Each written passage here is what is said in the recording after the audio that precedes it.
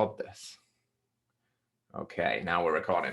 So guys, I call this the Own Your Life workshop, and it was born of a need of many people messaging me about, I think particularly in these more recent tumultuous times that we just had 2020 come and kind of like really threw a wrench in the works with a lot of things, especially COVID related, right? It really shook up our foundations. And the analogy that I always use is that humans are like a tree, especially men, because that masculine energy is it's supposed to be very grounded, very logical, and very safe creating for everybody around it. So if you are the tree and in a storm, the depth of your roots is going to show.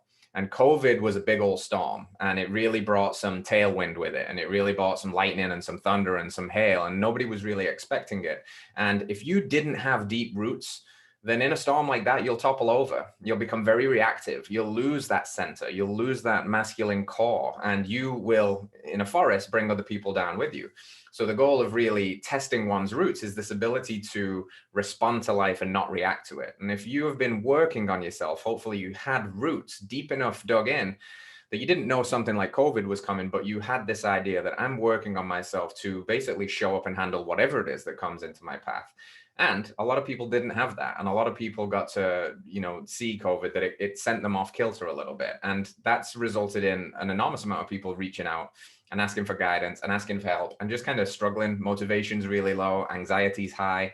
I'm seeing honestly, a concerning number of messages from younger kids, young adults, who are men, who are coming into that age where they're in college now and they're kind of looking ahead and they know they've only got a year or two left and they're entering the big bad world and they're just not feeling it. Something is missing, that anxiety is high. So this was really my solution. I'm not a guy that has a problem and then just brings more problems to the table by not doing anything about it. I like to try and present solutions. So what I'm going to present today is not the solution. It's not me saying, do this and your life is going to be all sunshine and rainbows and you're going to fart pixie dust, right? It's me offering you some things that I wish I'd have heard when I was a younger man, some things that I wish I'd have heard even just a year ago, which have allowed me to kind of structure my life and live a life on purpose, a little bit more grounded. And I think if we all have that, it's a good thing. So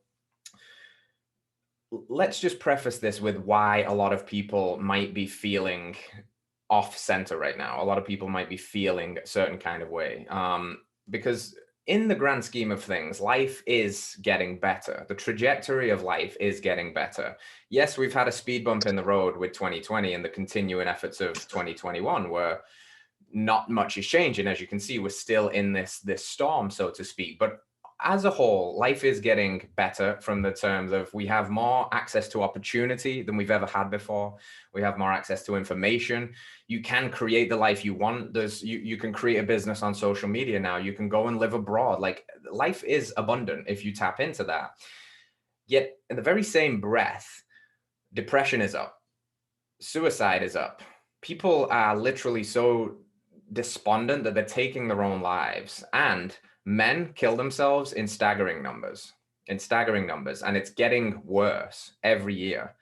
And I think it's a combination of many things, from how we're feeding ourselves to our communication with each other and with oneself to the world that we're living in. But I think what is fundamentally happening is the kind of ideals that we've set our sights on and the thing that we're looking to create and the lives that we're looking to lead are no longer fulfilling us. And it feels very hopeless, and it feels it's just like, what's the point? That's that nihilism that exists within many young men that I speak to now. And that's become the new normal, unfortunately. And a lot of people, they won't get to that very tragic place where they'll take their own lives. But what will we do? We will check out. We'll check social media 100 times a day. We'll smoke a joint. We'll drink beers. We'll take drugs. We'll, go watch porn. We'll just lose ourselves in the TV. We'll play video games. Whatever the flavor of addiction is, there's none better than the next. It's just what it is. It's checking out because we're not happy with the environment that we're in right now. And the reason that I've wanted to talk about this specifically to men is that men are a part of the solution to this. They're not a part of the problem. And I think the current message paints men as a part of the problem in many instances, with misnomers, dangerous misnomers like toxic masculinity, and this pushback of something that started in a very healthy manner, which was the feminist movement, which has been amazing and allowed women to do something they couldn't have done just a couple of decades ago. But it's the pendulum always swings, right? And we seem to go from one extreme to the other.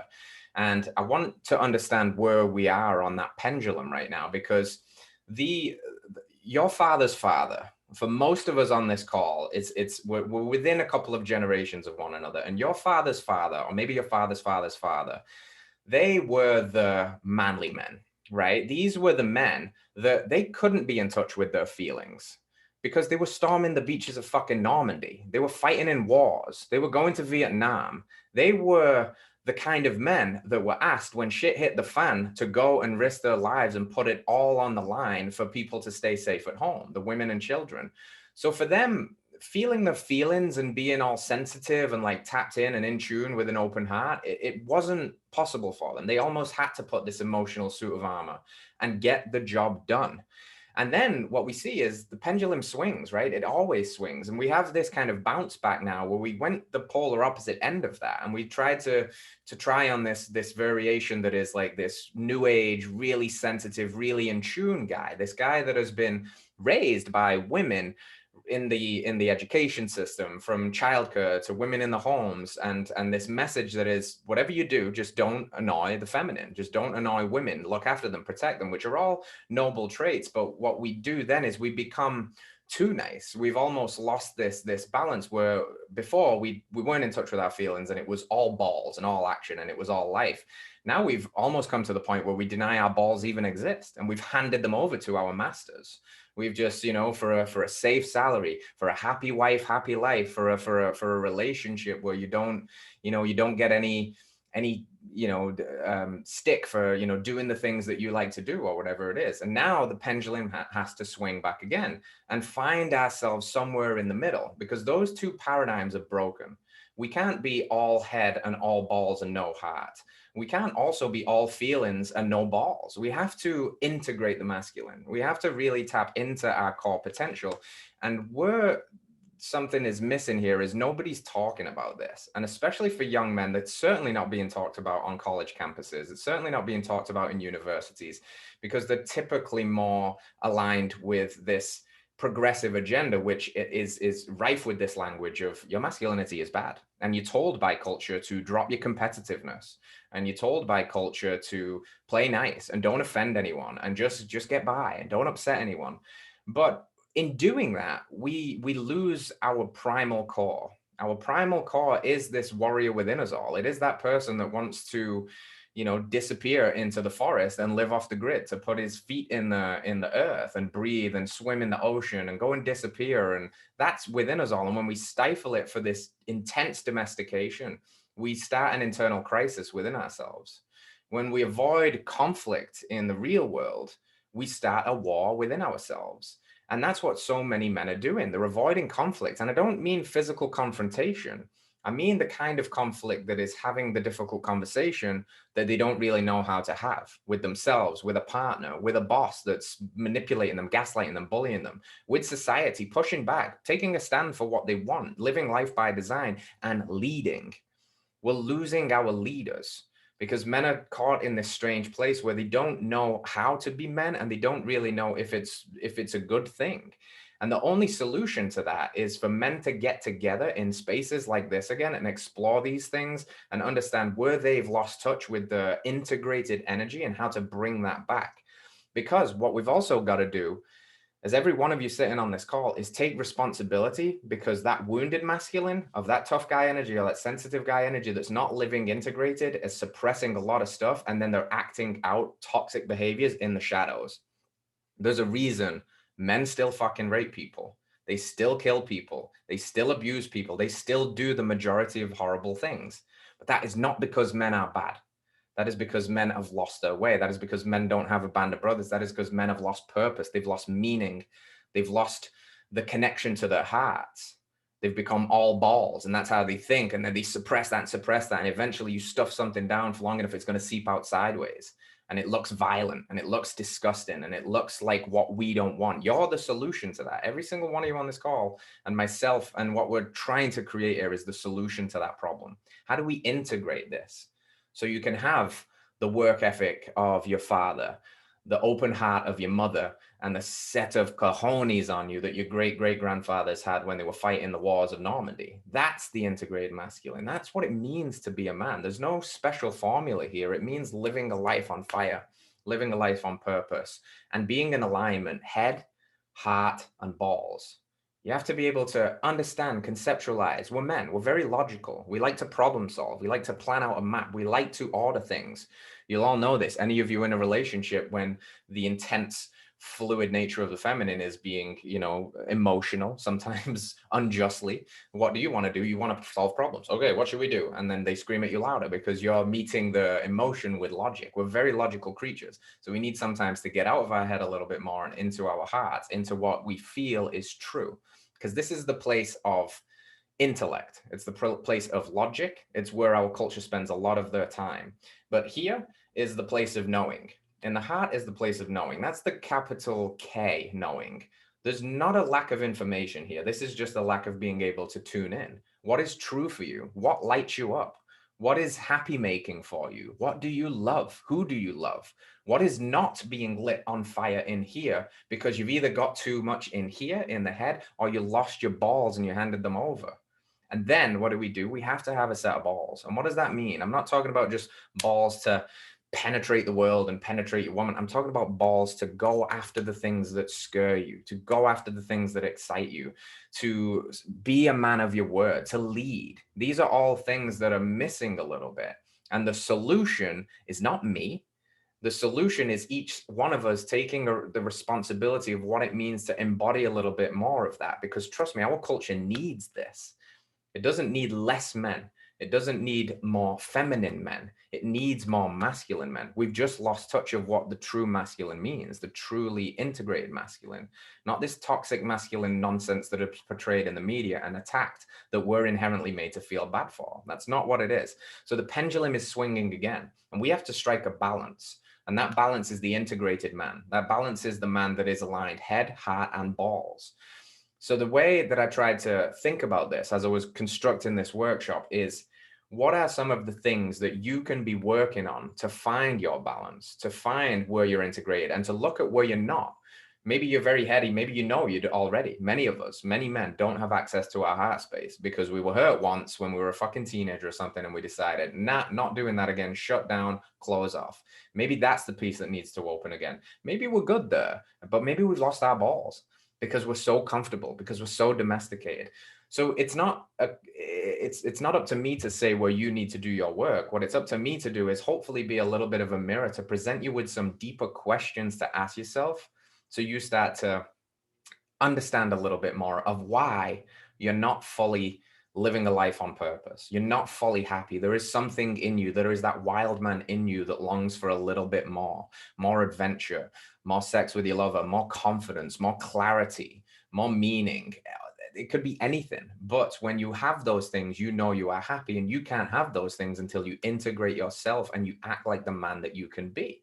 This integrated primal man, the man that forgot who he was, which is a sleeping fucking lion. Not this sheep that just, oh, happy wife, happy life, clocks in and checks his paycheck and hopefully does something cool when he retires. Because that's why a lot of young people are feeling despondent right now, because that's what they see. That's what they were mirrored. And it doesn't sound very exciting, does it? It sounds terrible. No wonder people are like, I don't want to do this. So what they do, they develop these addictions to escape facing the pain of the reality of that. So the goal of tonight is to present you with a map, if you will, and understanding that the map is not the territory. A map says, let's go from A to Z. The territory is your lived experience with the boots on the ground. The map says, walk 10 kilometers this way, go over a bridge. But when you walk the 10 kilometers, you come across a river that wasn't on the map. You come across a snake that bit you on the leg. You come across a fire that diverts you 10 degrees off course. This is why you have to do the following things to work on yourself, to adapt and be able to be adaptable and to overcome challenges and to get strong. Okay. So I identified 4 key pillars of what it means to step into that masculine energy and start to own your life. Okay. And pillar number one is strength. Pillar number one is strength. There has never been a time in our history where people looked around and said, haha, him, he is the weakest among us. He shall lead. It doesn't happen. The weak aren't there to lead. But this isn't just about that brute, barbaric strength in the physical realm. When I say strength, all of it is holistic. It's all integrated. So you have to make strong the body, but you have to make strong the mind. How strong is your word? How strong is your character? How strong is your ability to lead? So when I say strength, working on that as the foundational pillar, it's much more than your ability to, do some friggin' bench press or bicep curls. I'm talking about much more than that. And that is important too. You must be physically strong. Because here's the truth of the reality of the situation again. In a world screaming that, we need men to be less masculine and softer and more open, we are bestowed certain privileges that if shit hits the fan again, you bet your ass that it's going to be us that are going to fight those fights. It's going to be us that are needed to step up and take a stand physically if that confrontation happens. So guess what? Hopefully that never happens. But let me tell you something. You better prepare that if it does, you feel confident in your competency of skills. Because there's a quote that goes, it's better to be a warrior in a garden than a gardener in a war zone. And Jordan Peterson says all the time, and he translates, the meek will inherit the earth. It's a quotation from the Bible, but when you dissect that a little bit deeper, he explains it to mean those who have swords and know how to use them, but keep them sheathed, shall inherit the world. What does that mean?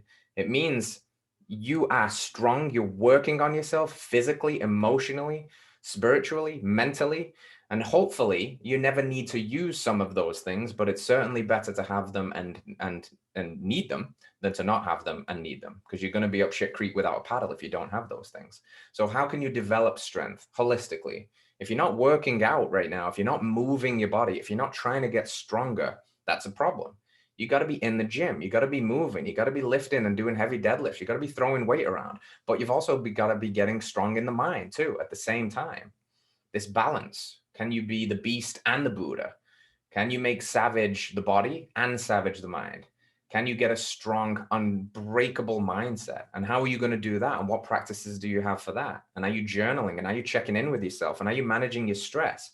Or are you avoiding, because these things are difficult, by hitting the ball or playing a computer game for 4 hours? These are the kinds of questions you have to ask. So pillar number one of owning your life is strength. Pillar number two is presence. Presence, the quality of your presence. This one is massive because it leads off into so many other areas of how you will find this grounded, rooted, tree-like energy that I spoke about at the beginning of the call. How you will find your ability to stay in the eye of the storm when you are faced with that storm from an emotional woman, or from something that swipes you sideways in life, from a financial crisis, from a deal gone bad, from a job interview that didn't go the way you wanted it, from the time anything happens. Your ability to be present is your ability to respond to life and not react to it. Because when you react to life, you have become an emotional roller coaster. You're no longer in that mode of responding. If you respond to life, you are always in control. When you feel like you are in control, even if things are really dicey, even if things are really hectic, even if that means it's physical confrontation or that means your wife is screaming at you, if you are in presence and you are responsive to life, you control the situation. Now, so many people don't have presence because they're doing nothing to practice the art of attention. They've never been shown it. They've never been taught it in school. No one's ever pointed this out to them. So there's a reason so many of us struggle with this. But if you can work on your presence, which is your ability to be here and now, which is your ability to recognize when your mind starts to do that monkey chattering thing that pulls you into a downward spiral, which is your ability to not be so reactive when a girl screams at you and shout back and then you guys fight for 2 hours and it sucks, is your ability to be present and remain present.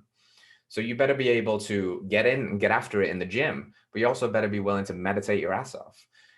Carve out time in your day where you can just be still, completely still. Take 10 minutes every day. If you don't want to meditate, that's not for you. That's cool. Can you just sit without distraction for 10 minutes and just let whatever comes up come up? And without the distraction is the point here. So many people have become so uncomfortable with their own presence that they can't be still. They fill every waking minute with the TV on in the background, a podcast playing, scrolling social media, swiping left and right on Tinder, checking their emails. Be present. Give yourself the gift of presence, because every single moment is an opportunity to become present. Can you dissect every present moment into 1,000 micro moments and be with it all? Can you taste the taste? Can you feel the feels? Can you understand what is happening in your mind with your self-talk? All of that is presence. Presence will lead to better relationships, better connection with your partner, better ability for you to progress professionally, because you won't be so reactive and you'll respond and people will feel that. You'll feel more confident. Presence is a very, very important skill, and it's number 2 in the pillars. The third pillar is competency. Competency. This one is interesting because a lot of people now, we've outsourced our brains to technology in many instances. And I coin this digital dementia. We have become so good at handing over our own problem solving ability and the things that we need to do to computers, phones, text reminders, anything essentially you can think of. We're getting to a point where we're giving it over to tech, that we're not using our brain anymore. We're not using our skills anymore. I can almost guarantee that if I could see all of your faces on this call when I ask this question, everybody would nod. Do you enjoy learning a new skill and accomplishing something? Everybody on this call will be nodding along. Men love to figure shit out. It's what we do. But we've stopped trying to figure anything out pretty much. So how can you become competent at many, many things? Can you cook a bomb-ass steak? Can you change a tire? Can you launch an online business if you want to? Can you fight if you need to? Do you know how to do taekwondo or jujitsu? Can you read a book? Can you build a bookshelf? Can you fix a plumbing issue? Become competent. Learn as many skills as you can. Because again, this is another one of those ideas that there's a chance that you could learn a bunch of this shit and you'll never have to need it. But man, wouldn't it be nice if one day you did need it and you had it because you'd learned to become competent? What happens if you have to play this worst case imaginary scenario where the power goes out and the grid gets knocked down? What are you going to do? Are you going to be able to know how to hunt for your own food and grow a garden and fend for your property and protect your wife and children or your future wife and children? Are you going to know how to start a battery when your car fails at the side of the road?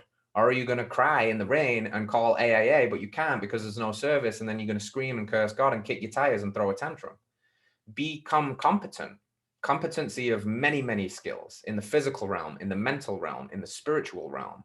Read books, practice prayer, meditate, lift weights, practice jujitsu, learn to invest in stocks, progress up the career ladder, become competent at as many things as you possibly can, because men find meaning when we're learning things. And so often when I encounter somebody that is in a rut and they're feeling a certain kind of way and they're lacking confidence, clarity, anxiety's high, when I ask them what they're doing, they're not doing anything. They're not learning any new skill. Like, so just do something, become competent at a bunch of different things, learn an instrument, whatever it is. And the fourth pillar is to reconnect with your primal essence. So rewild, undomesticate. Pillar number 4, undomesticate. We have become incredibly domesticated as men, and we love it, don't we? Because while there might be that little voice inside of us that longs for the adventure and the call and the hero's journey, we fucking love our 60-inch TVs. We love our PlayStation 5s. We love our tech. We love our Apple Watches. But at the same time, we know that there's something deeper in us. That wild man, that primal man that exists within every single one of us. That long lineage of being a warrior, of the people that came before us many, many, many generations ago that spilled blood on the very lands that we walk on to fight and fuck and hunt and freeze and die and win. That is within us. It's in your DNA. Carl Jung talks about the domestication of man in general and highlights the point that if you take an animal from the wild and you put it in a zoo, what happens to that animal after a while? You've seen animals in the zoo. They are not happy animals. And the zookeepers will try and sell you this story about how, oh, well, the animals are so happy because we feed them 6 times a day and they don't have to hunt for the food and they're very safe here. But you can see that tiger in its cage just stalks back and forward because that wildness within him has not been, it's not being answered by the zookeeper throwing them some tofu or something, whatever it is that they're getting, once a day. It wants to hunt. The hunter in you wants to hunt. And this is exactly why we pursue careers where we work ourselves half to death, because we're trying to find something that we can't find in the world because it's wrong and it's bad and we have to suppress it. So we go about it in different ways. We build businesses, we build things. The men create with their hands. That's a part of our wildness coming out, but you have to tap into that and you have to have more of that in your life because you are deeply, deeply connected to nature, whether you realize it or not. Every man longs to go and swim in the ocean and potentially learn to surf the waves one day and to disappear into the mountains and to put his feet in the wet grass and to breathe in the air and to be wild. There's a part of us that is undeniably craving that. And if you have none of that and you've traded it all for the domestication of yourself, which is all of the creature comforts, which are okay to enjoy. But remember, too much comfort will kill you. Your comfort zone will kill you. And while it might not be a physical death, let it be a metaphorical one, because that person that gets too comfortable, that person that has domesticated themselves too much is the tiger in the cage. And you can't escape a prison you don't know you're in. That's the issue as well. There might be something in you that longs for more. There might be something in you and you know that wild man is there. And you don't even know what it is. You don't even know that that thing was it. You just know that there's a pit in the meaning of what you're doing. And that's you in a prison you didn't even know you were in. Once you know you're in it, you can get to work on breaking out. And that doesn't mean that you throw the shackles off your life and run away from everything. But what it means is you have to reconnect with your wild man. What makes you feel alive? What makes you feel wild? What undomesticates you? Is it going to take a solo hike in nature? Plan it once a year. Go and take a 3-day trip on your own and go out and be in nature. There's a reason why all the greatest minds and all the greatest mystics used to go into nature, to just be with nature, to find the answers to life's call, to go on that hero's adventure. Joseph Campbell talks a lot about the hero's journey. And the hero's journey is the archetypical curve of one's life over the course of one's life. And it's portrayed to us in many movies, very famous movies like Star Wars, pretty much any show, any movie with a hero has the hero's journey at its archetypal underpinnings, and it follows certain steps. And the hero is you in your own movie. And everybody is the hero of their own movie. Sometimes we don't feel like that because we're not a Luke Skywalker fighting Darth Vader, swinging lightsabers and learning to tame the Force. But make no mistake, each and every one of us is here for a reason to uncover our own hero's journey. And along those steps, you are going to get the call to action. This is the pivotal point in the hero's journey. They receive the call. It's when Frodo found the ring in Lord of the Rings. It's when Luke met Obi-Wan Kenobi. This meeting of the mentor, this finding the call, and there's two options that you can take when presented with that opportunity. One is to shrink back and say, no, fuck that, I'm good here. And you don't answer the call to adventure. And by not pursuing the call to adventure, it's going to cripple you internally because you never took that risk. But the hero takes the risk. The Luke Skywalker flies away with the Obi-Wan Kenobi. Frodo goes on the journey to deliver the ring where he needs to go. And along the way, there's trials and tribulations, and there's bad guys, and there's demons, and there's Sith Lords, and there's people that die. But you get to grow. And what the hero's journey culminates in is the innermost cave, the battle at the innermost cave. Joseph Campbell says, the cave that you fear to enter has the treasure you most seek. The cave you fear to enter has the treasure you most seek. Each of your caves is not in the Himalayas. It's not in Brazil. It's not anywhere. That innermost cave is within you. It's the place where you know you don't want to go because it's hard. Maybe there's some trauma there. Maybe there's some sticky stuff there. Maybe there's just no skills there and you feel naked entering that cave, but it has the treasure you most seek. And when you get that treasure, you feel more complete. And then what do you do with abundant treasure? You get to share that. That's what the hero's journey is. First, it's the process of becoming.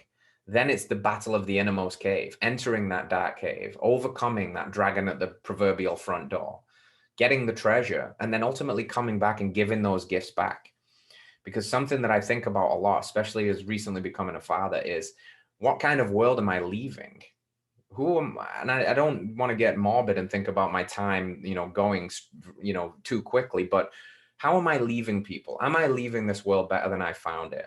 So I'm going on my hero's journey every single day to find these treasures and hopefully bring them back and inspire other people to go on their hero's journey, because this is a task to all of us.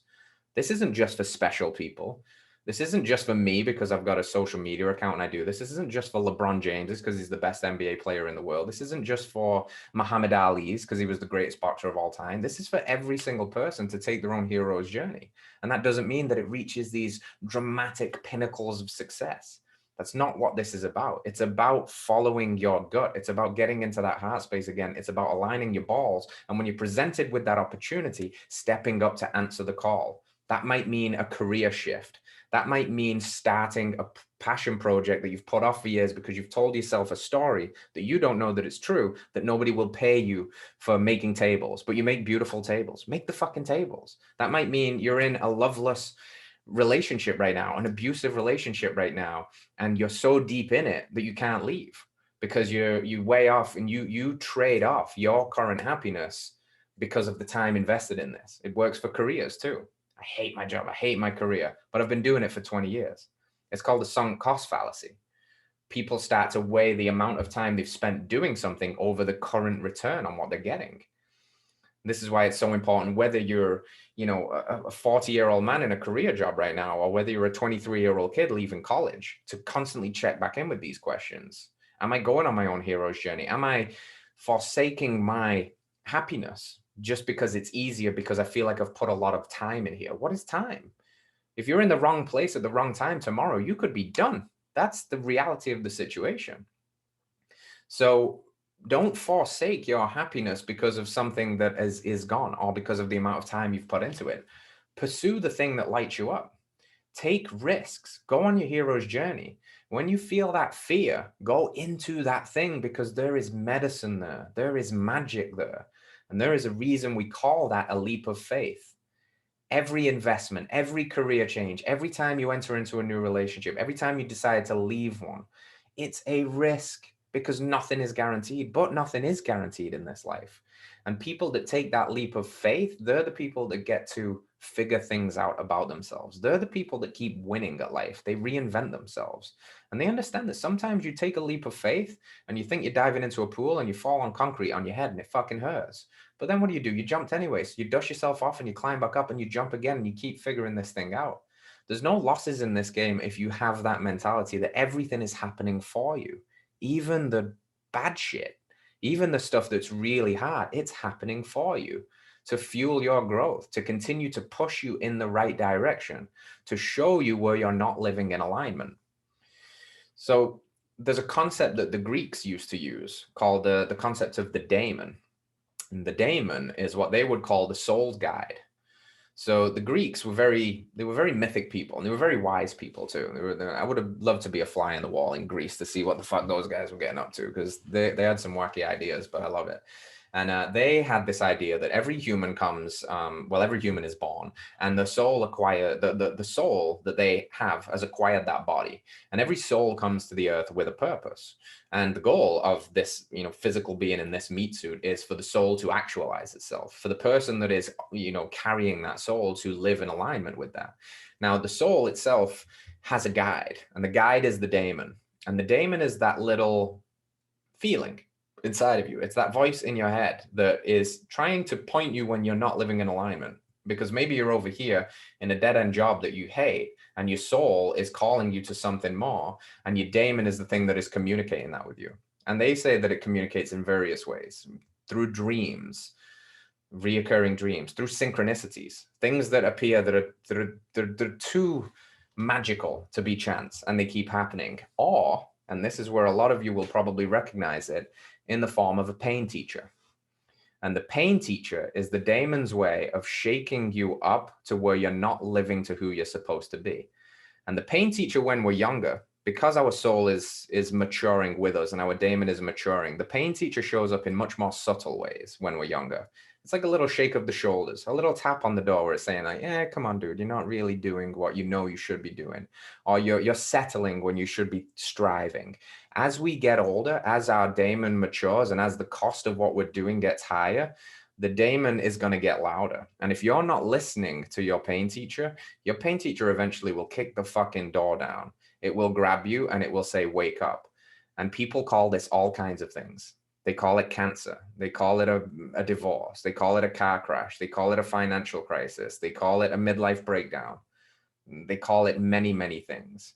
That thing within you, that thing that happens for you, the Greeks at least, and I like this concept, believed that that was happening for the exact reason to show you where you're not living in alignment, to wake you up, to help you uncover every single day, to die every day of all of these old identities of who you think you should be, who your parents think you should be, who your brother and your sister and your teachers and society thinks you should be, to die and to kill all of that stuff so you can be born again to who you are supposed to be. And it's never too late to do that. So whether you're 21 and that's, the world is your oyster, or whether you're 55 and you're kind of like, yeah, but you're the sunk cost fallacy again, right? I'm so into this now.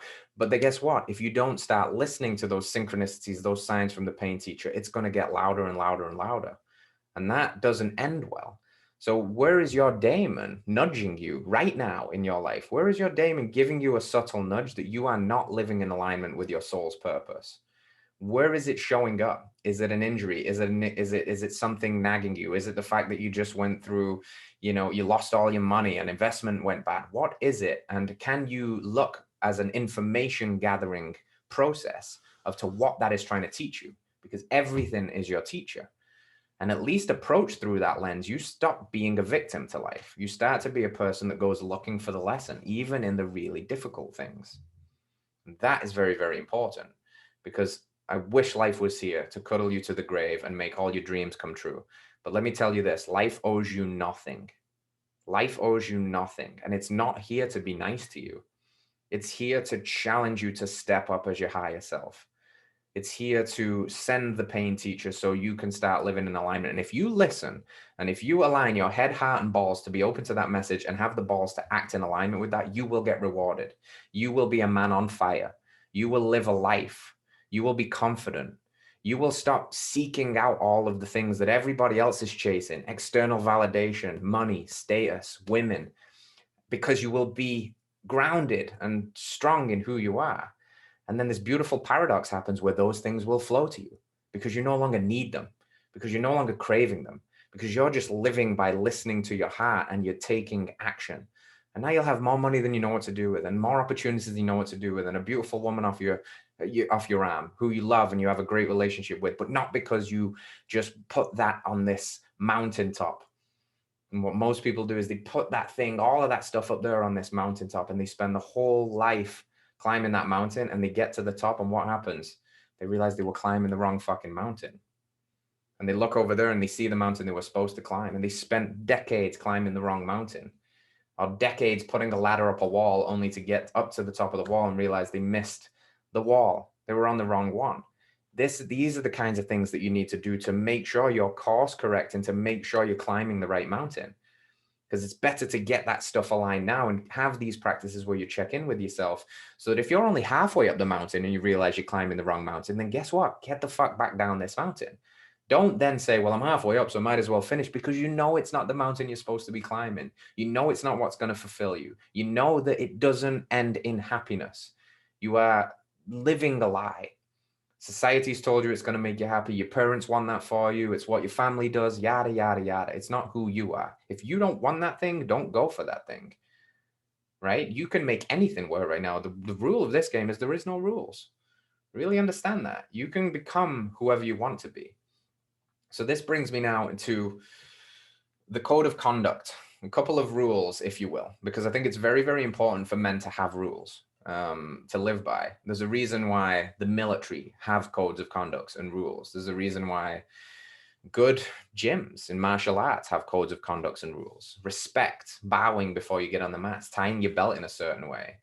in the military, the mantras that they have, they give us something to live by, a moral compass, if you will, something to align yourself to, which is very, very important.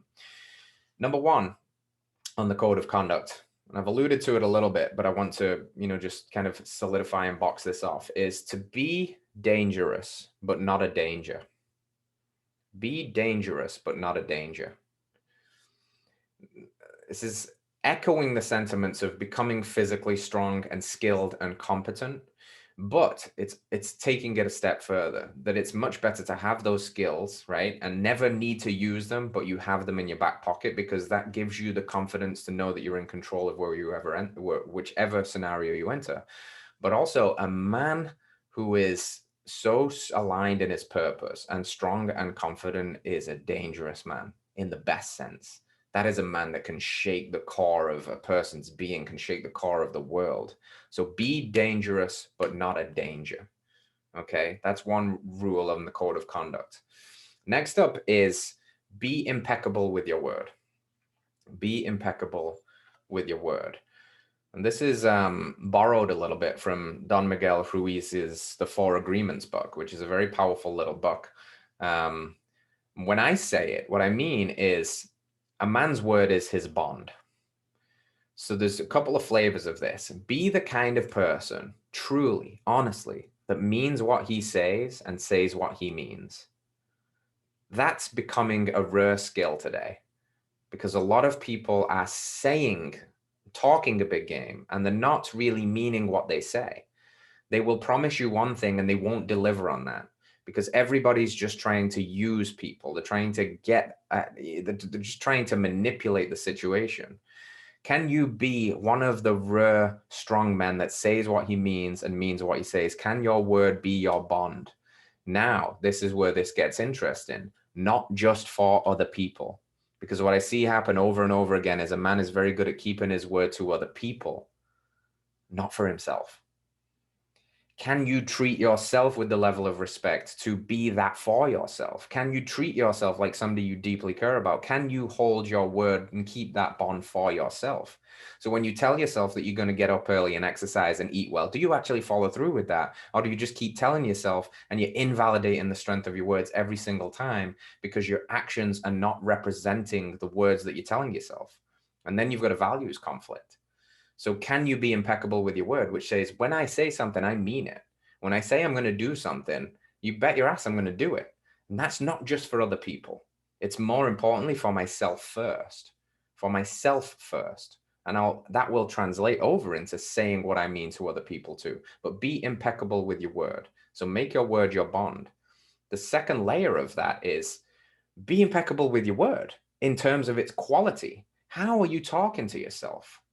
Are you being impeccable with your word, or are you trying to beat yourself over the head with a stick, shaming yourself, telling yourself, oh, you're fat and you're ugly and you're fucking lazy and dude, you're fucking up, man. You should be doing this by now.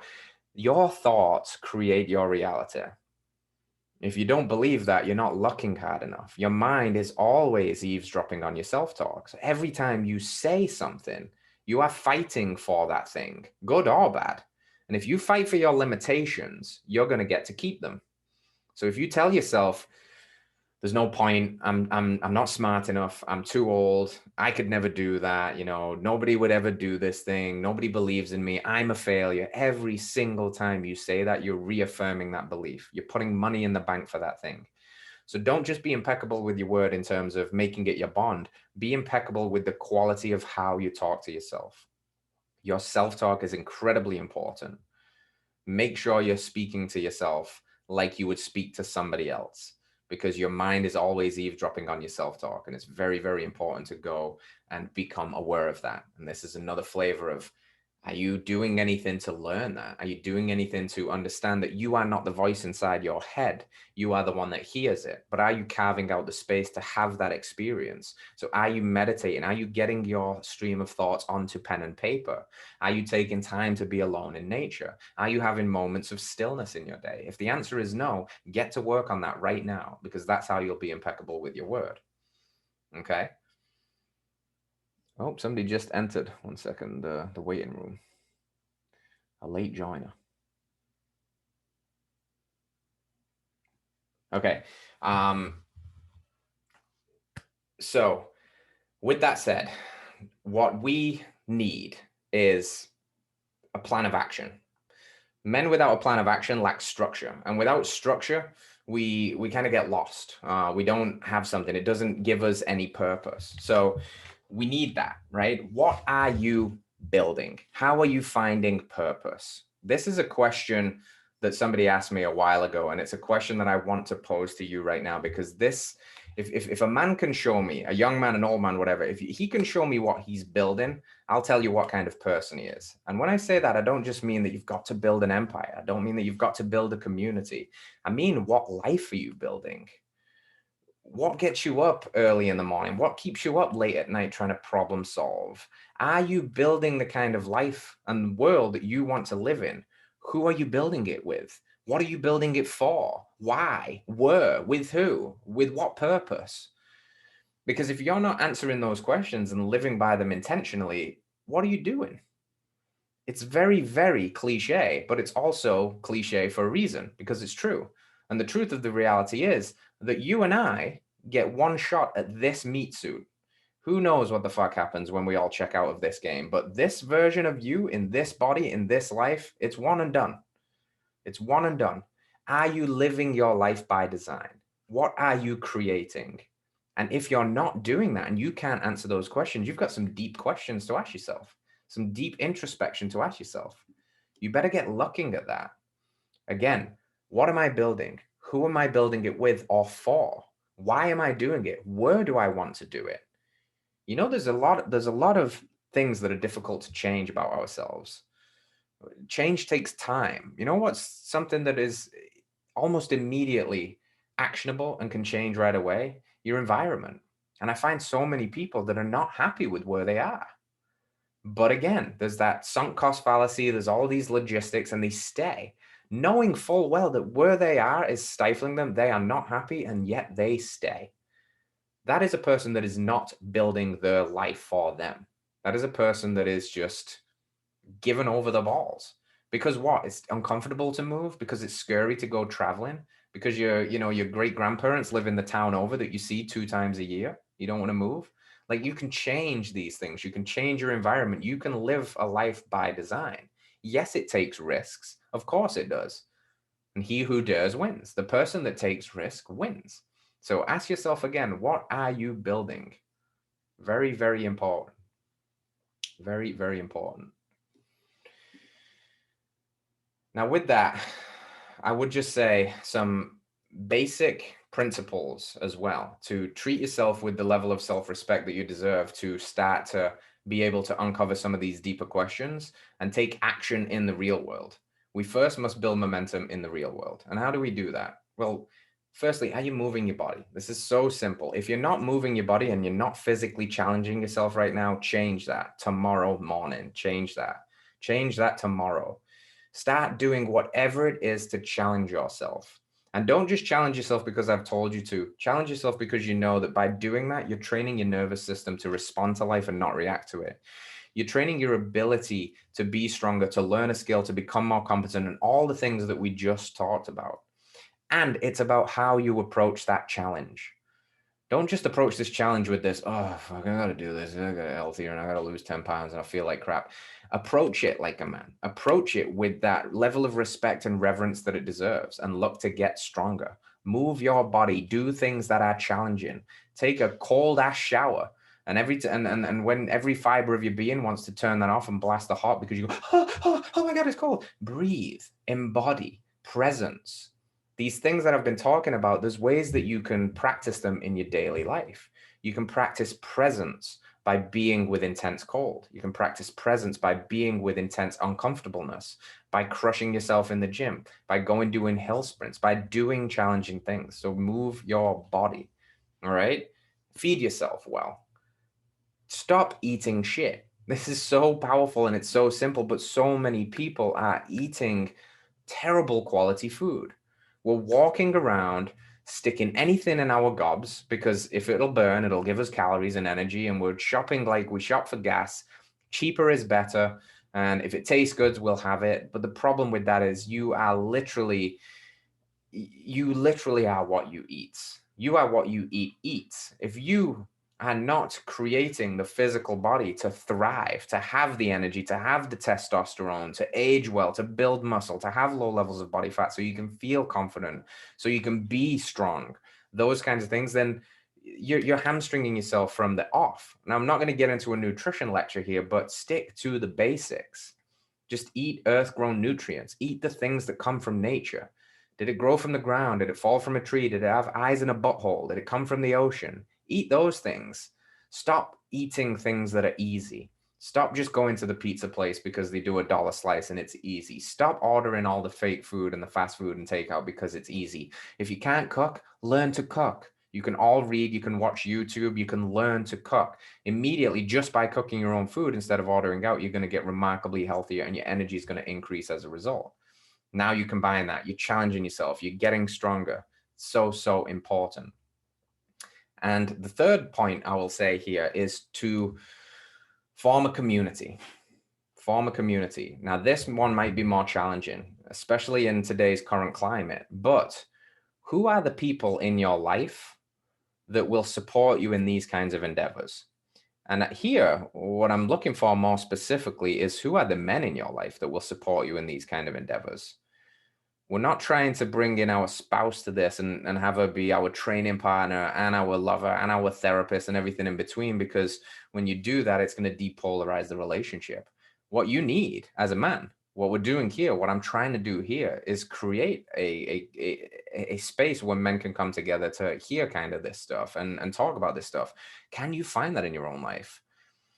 If you don't have a clue where to start, gyms are a good place to seek these people out, because usually you're going to find people that are at least working on themselves. I'm a huge fan of Brazilian Jiu-Jitsu, and it's one of the best community groups of men I've ever come across, because they're working on themselves. They sweat together, they bleed together. There's a code of conduct, there's ethics, there's value in that hard work, and there's competency in that skill of learning to be dangerous, but not a danger. Because if shit hits the fan and I need to, now I can jump on anybody's back and choke them unconscious. And the thing about that is, the more dangerous people become, the less of a danger they are. And I've seen this through years of being in martial arts gyms. Those men that train 3 or 4 times a week on how to take your fucking head off if they need to, they're not dangerous men.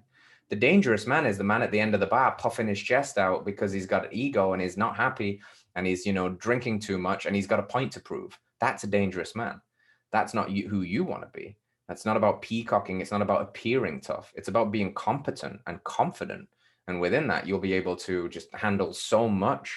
So find that community to not only be physically active with, but also to share with, to be able to talk about these things, to be able to bounce ideas off one another, to be able to hold each other accountable, to give each other that healthy push that we need when you think that you can't do something because your own limiting belief, that you have a brother on the other side of you that says, no, fuck that, man, you can do that. I would pay for that thing from you. I think you could do that. You got skilled. We need to hear that from other people sometimes. Borrow their belief until it becomes yours. Find that community, strike that up, okay? Beautiful. It's 7:55 right now, so I've been yapping on for like an hour. So what I wanted to do now, totally optional, is to open up a little bit of a Q&A style thing. So in the chat box, if you have any specific questions, I would love to just open up this space to answer any of those in whatever realm. And I also pulled out a few of the reoccurring themes to the questions of when people were signing up for this workshop, some of the things that were being said in terms of some of those, like I said, reoccurring themes that I think I can address. So the first one, I'll start with this. As you guys think of questions, if you think of them, drop them into the chat box. But this thing came up on many people's questionnaires as they were signing up for the course, and it was fundamentally about motivation.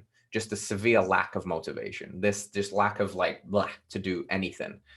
Let me tell you, motivation is lightning in a bottle, right? If it comes, capture that shit, but do not count on motivation. Motivation is a myth for the most part. You are going to have small pangs of motivation every now and then, and you can use that when you have it, and that will be excellent. But let me tell you, motivation is not a loyal companion. Motivation will ghost you. Motivation will be gone like a fart in the wind as soon as life gets an ounce hectic and crazy. The fact that you're not feeling motivated is natural. because motivation is not the dominant mode of consciousness for most people. What you then do is stop looking for motivation and start changing and swapping that for discipline. Motivation, again, if it comes, great, capture it. But you know what won't fail you is truly becoming a disciplined person. What is discipline? Discipline, as I define it, is the difference between what you want now and what you want forever.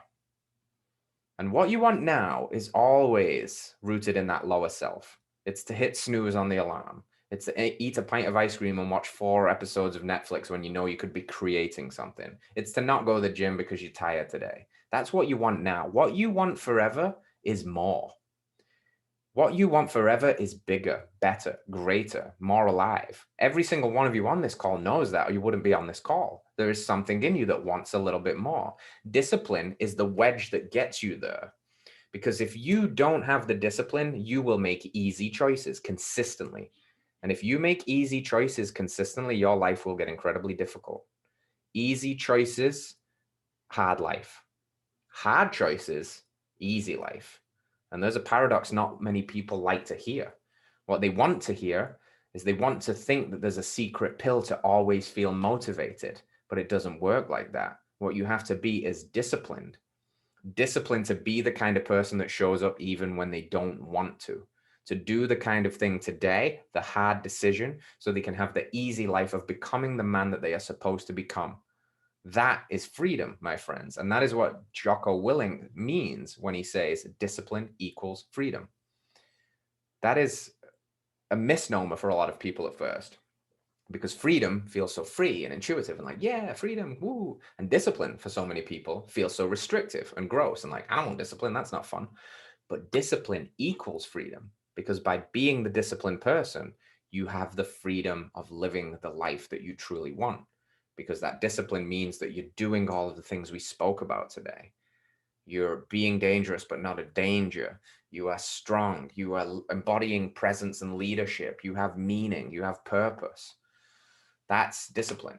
So motivation is not one of my allies. Most of the things that I do are not done or born from motivation. They're born from discipline. And that is a skill. It's a value that needs to be trained. And you need to ask yourself, can I be a disciplined person and embody being that right now? Which means that there's going to be many, many times where you don't want to do this work. There's going to be many, many times where you don't want to, say no to the fast food and go home and cook yourself a meal, or sit down and meditate for 10 minutes, because the easier option is to not do that. The easier option is to check out and go back to all of those things that limit us. The alcohol, the booze, the pornography, the whatever it is, to just distract because we're not happy with ourselves. Discipline is where you interject that and change and course correct. So that was a big one that I saw at least 4 or 5 times on the call. Swap motivation for discipline. Can you be the disciplined person? Another one that I saw a lot of was confidence. I'm not confident. I'm not confident public speaking. I'm not confident in job interviews. I'm not confident around girls. I'm not confident in myself at all. I'm not confident taking my shirt off at the beach. I'm not confident. Confidence is something that emanates from within a person when they've truly embodied presence. And this is where that presence piece becomes very, very important, because it's totally possible for every single one of you on this call in the very near future to be able to walk into any room, anywhere in the world, and totally own that room. And that's not from a puff your chest out peacocking standpoint of everybody look at me. That's because there is an energy and a resonance to a man who is in his presence and is totally comfortable, totally with himself, and not doing all of this chattering of comparing and, oh, look at that over there, and what's this person going to think, or seeking things that everybody else is out there chasing, the validation, the money, the cars, because you are confident in yourself and what you're creating right now, because you're living in alignment and is truth to who you are. Confidence emanates from that place. Confidence is something that at first you might have to fake it till you make it. You might have to project it, but neurons that fire together wire together.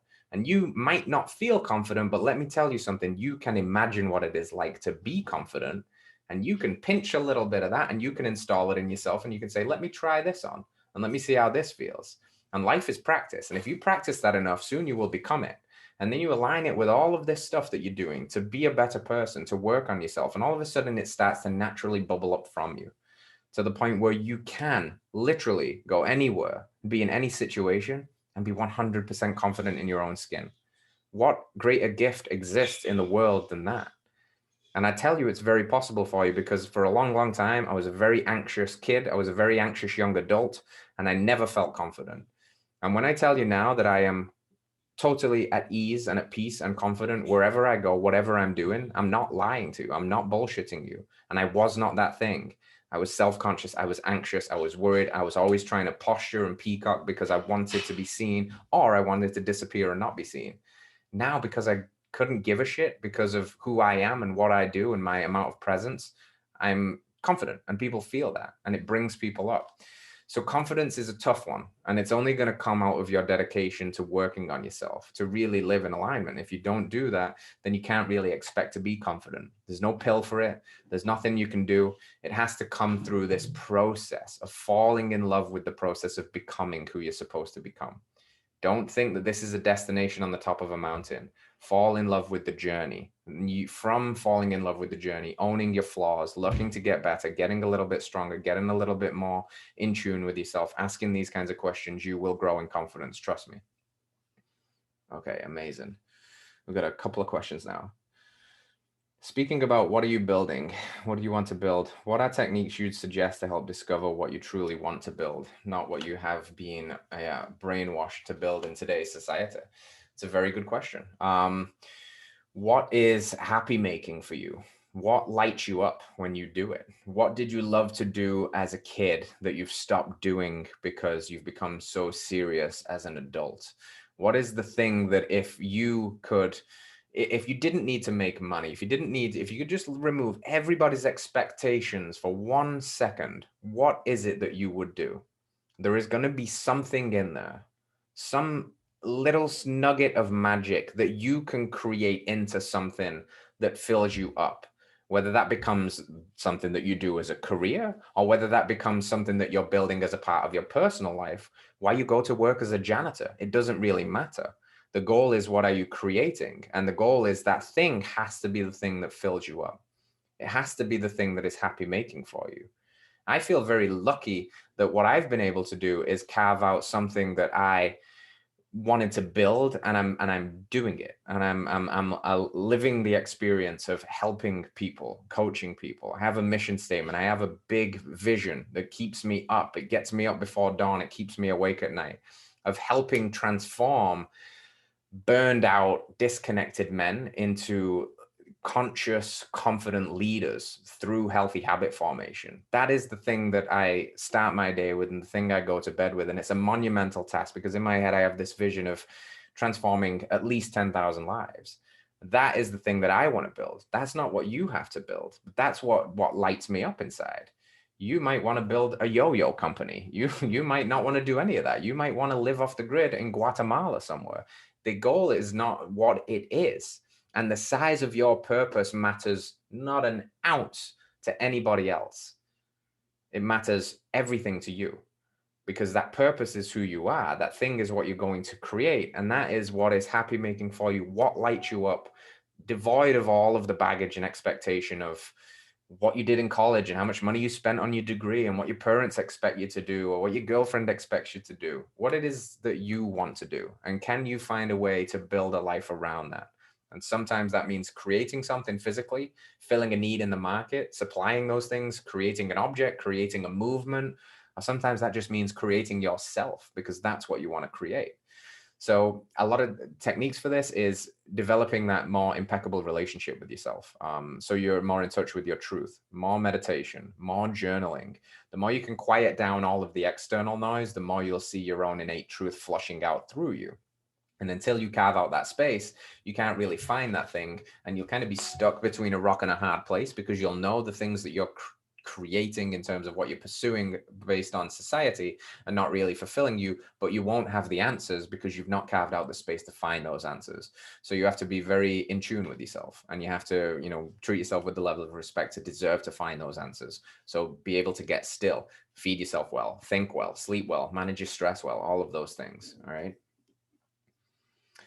Do you share any acceptance of Taoism and the idea that giving your trust to the universe could trying too hard fall under the umbrella of upsetting your soul's alignment?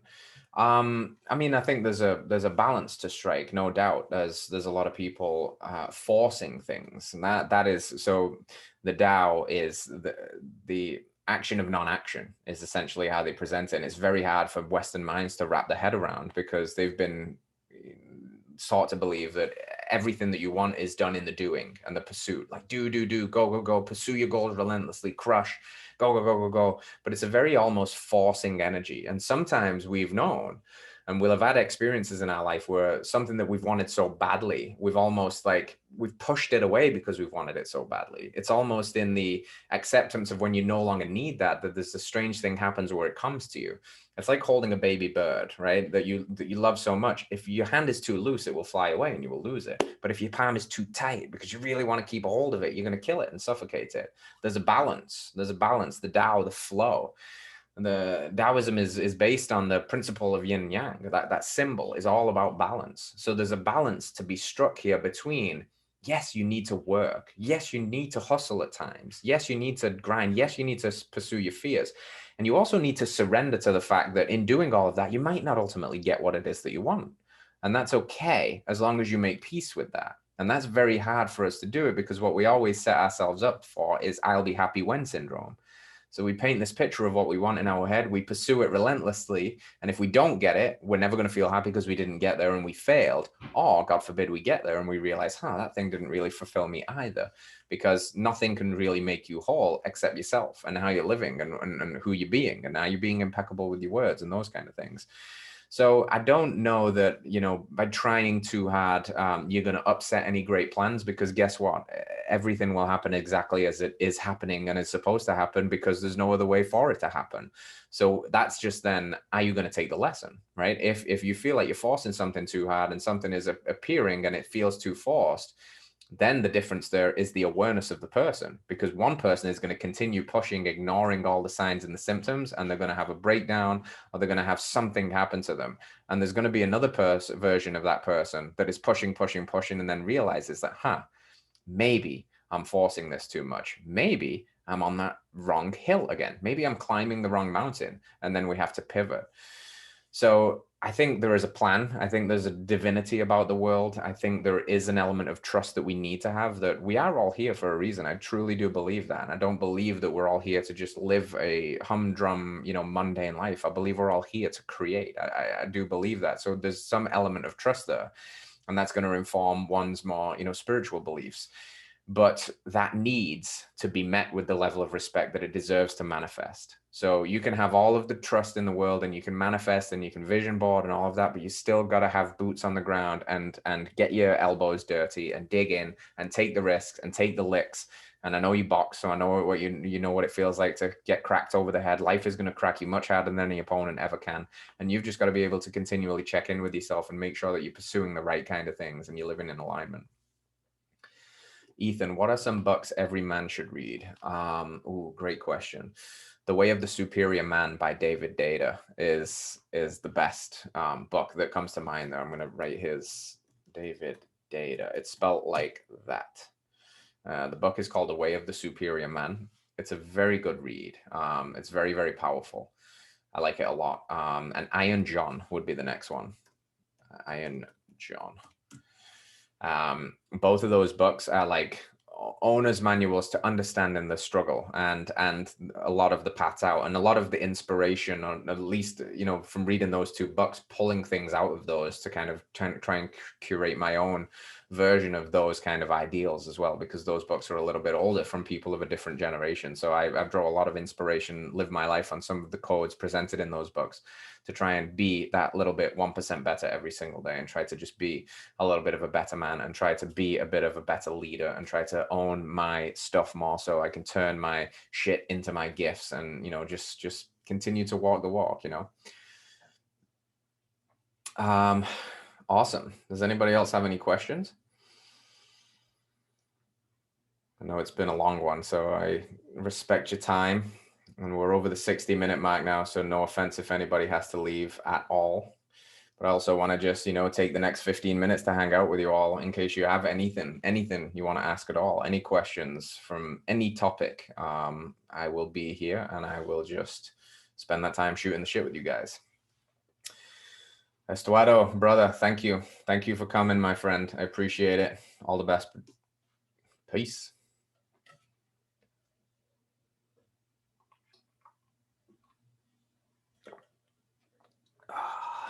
Thirsty.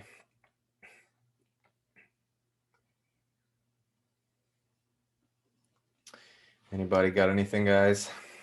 Oh, we got a baby over here. Oh my God, look at that baby. That's a cute baby, man. That's a new one, right? Weeks old? 4 weeks old. Holy shit. That's crazy. First time I drank water on the whole call. Yes, man. I'm sweating over here. I realize I'm gonna die. Thank you very much, brother. I really appreciate it. Opinions on the carnivore diet, Grant asked. So I've done it a couple of times. I've used it as a good reset. It kind of ticks the boxes for a couple of reasons. It's the ultimate elimination diet in terms of it's going to take away a whole host of things that are causing a lot of problems for a lot of people. And the reason it works so friggin' well is its beautiful simplicity. There's no need to complicate anything with the carnivore diet. You eat animals and animal-based products, and that is it. So you know that you're not thinking about, oh, can I eat buttered toast? How many carbs is that? And, should I have a salad for lunch? Like, all questions are gone. And people really thrive in that, kind of simplistic plan. What it does is it makes people by default eat significantly more protein. And one of the things that I experience a lot in my coaching practice is people are under eating protein by quite significant amounts.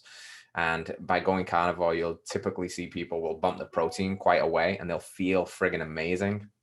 And that will give them the building blocks for, the hormones to come back online, the testosterone. Combine that with a good resistance training program, and you got a really good opportunity to build some lean muscle mass while burning some fat. And it's going to be really good at developing metabolic flexibility because you're not going to be constantly putting in, sugar down the pipe and, grains and all of that stuff. So I'm a big fan of the carnivore diet. I don't think it's the long-term solution for anyone because, food is also to be enjoyed. And, people are going to want to go out and eat ice cream and pizza again.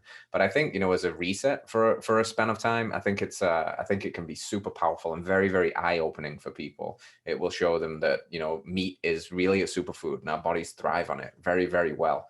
And the fact that, plants offer a level of a spectrum of toxicity. We think about this, which is pretty crazy, but you can't just go into a forest and start eating plants. Most of the plants that you eat will poison you or kill you. And there's a rare few that we've domesticated, and broccoli and cauliflower and kale, and we eat those. And we now think that, plants are these amazing superfoods. But for the longest of our time and our evolutionary history, the real superfood was meat. It was animals and animal-based products. It was eating nose to tail. It was not just eating sirloin steaks. It was eating the liver, the heart, the kidneys, drinking the blood, putting it into soups and stews, using the skin to create hides. We used every aspect of the animal. So this nose to tail carnivore approach is a very good diet. And if you're dealing with anything, gut issues, mood issues, food addiction issues, you can't stop snacking on crappy food, you want to lose some weight, you want to build some muscle, the carnivore diet could be something you could try. Some suggestions at home for strength. Gyms have been closed there for about 2 months. Yeah. Push-ups are getting monotonous. I hate Ethan.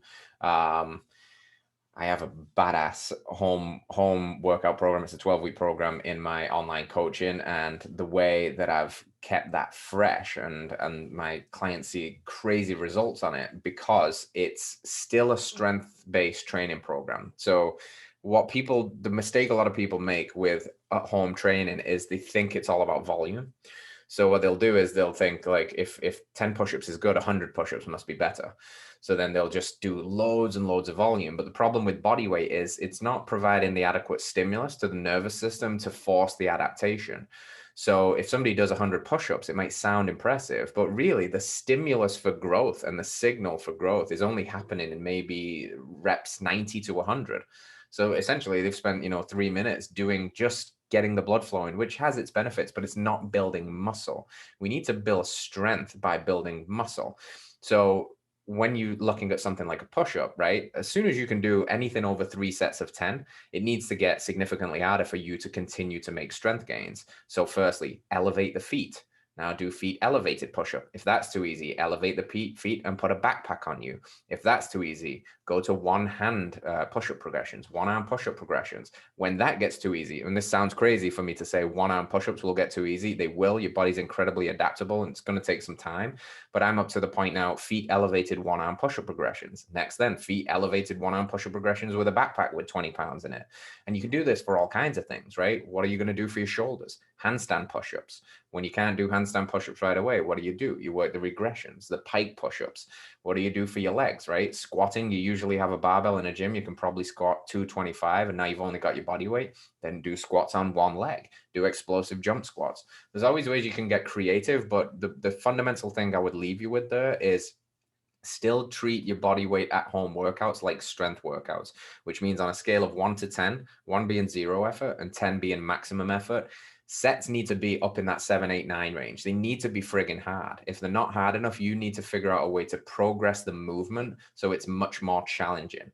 So don't just think more volume, think less volume and stick to those classic hypertrophy rep ranges of 3 to 4 sets of 6 to 10 repetitions and make the exercises mad hard by getting creative with how you add weight or by changing the leverage at the joint.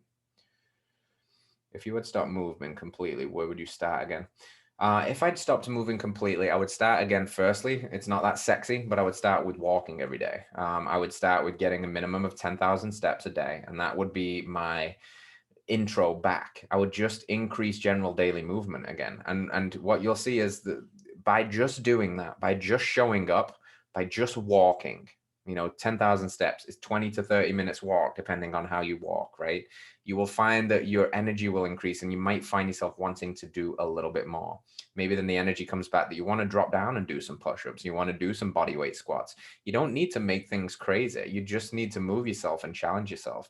So if you've completely stopped and it feels like a monumental task to start again, just chunk it down, break it down. What can you do? I know wherever you're at that you can go and walk and you can go for a long walk. And this is so good for the habit stacking aspect because guess what walking does as well? Go walk without the distractions.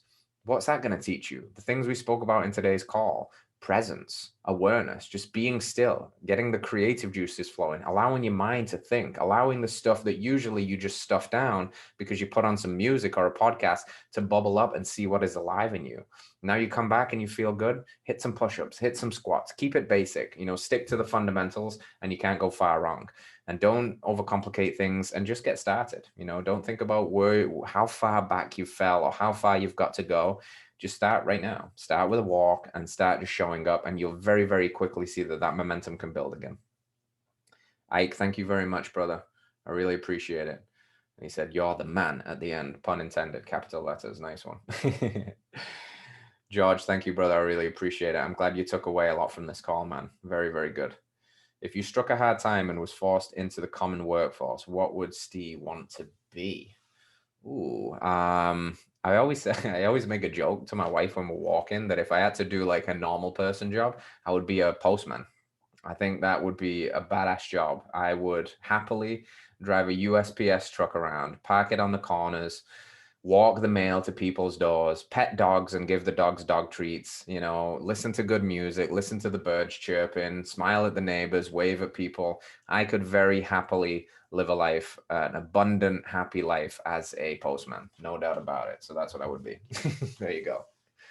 So when coaching doesn't work out, I will be the happiest postman you've ever met. I'll postman the shit out of that. I'll be the best postman you've ever seen. Boom. I'm still gonna hang out in case anybody has anything. It's 8:22 now, so I'll hang out for the next 8 to 10 minutes and just we'll call it quits at 8:30. But it's good to see some people are still hanging out. Yeah, man. I do believe the post office has great benefits as well. But Frankie, good job, man. Thank you for showing up. I know that you've got a vision because we've spoken in the past, a vision about creating this kind of coaching lifestyle for yourself, and you can do it, man. I know you can do it. There's always people that need help. There's always people that there's so many people that need help. There's not there's no lacking, potential people's lives that you can change. So just, work on yourself. As a coach, you can only take a client on a journey as far as you've been.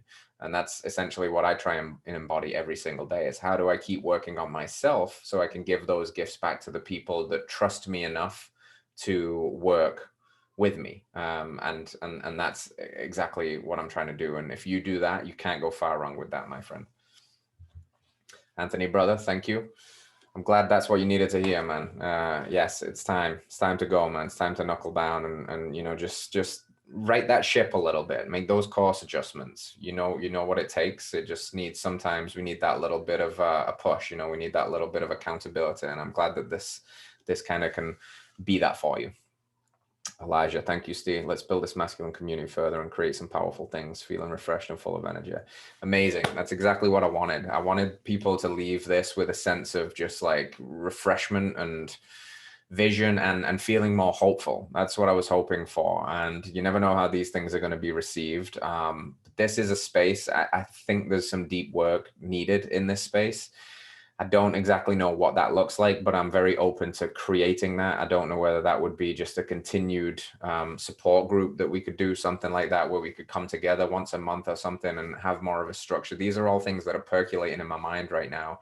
And if you guys are still here and you're still watching this, any feedback in any of that, firstly on how you found this hour to an hour and a half today, what was valuable for you, what you got out of it that maybe you didn't expect, what you wish you'd have got that you didn't get, and what we can do, or what I can do moving forward to continue to support you in this way. That's what I'm here to do, man. That is literally why I'm doing this. And I think you guys can see that, I'm not trying to make millions of dollars here. I'm trying to do something that makes a difference in the world. And I think this is a big part of it. So even though it's a small group of men, even though there's 20 people on this call, I truly believe in the ripple effect. And I think that this call goes much further than just what I can say, because something resonates with you. You take action on that, and now you get better, and every person you come into contact with gets better. And this ripple effect goes much, much further than I will ever even know or ever even see. All I can try and do is be that little initial drop in that pebble in the pond that starts that cascading event. So I really appreciate it. Thank you for your trust and comment, because without people's trust and without their investment and the time, there's just me talking to a blank screen, nobody on the other side of it. So I really appreciate the energy and the trust. It means a hell of a lot. Anthony said, I think an online group or community where we can stay in touch would be super beneficial. Yes, I agree. I'm gonna play with that. I've got everybody's emails, after this call, and I'll send them the call recording and all of that good stuff too, and a follow-up. So we'll get something going. I think there's a need for this. I think it would be good for everybody. And I would love everybody to find that in their real lives too, in their own lives. But I also know there's challenges with that, not just because of COVID restrictions and things like that, but sometimes just having access to those kinds of men that are open to this. I know it's not for everybody. I know that there's a lot of men that are a little bit closed off, and I was one of them for a while, but I also know that there's immense value in this work. So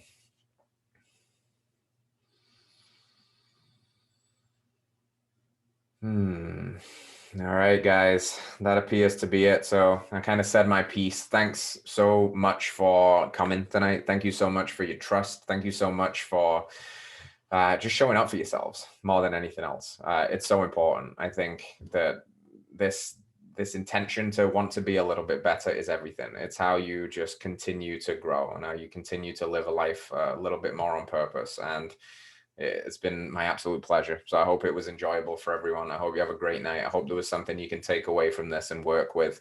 And I look forward to speaking to you guys again, connecting with you guys again. If you need anything from me, you know where to find me, whether that's on Instagram or whether that's on email. Please shoot me a message and just let me know. Let me know anything at all that I can do, or anything that you want to share after this. Otherwise, have a great night, gentlemen. Let's get it. Let's continue to be the change we wish to see in the world. Thank you. Good night. Peace out.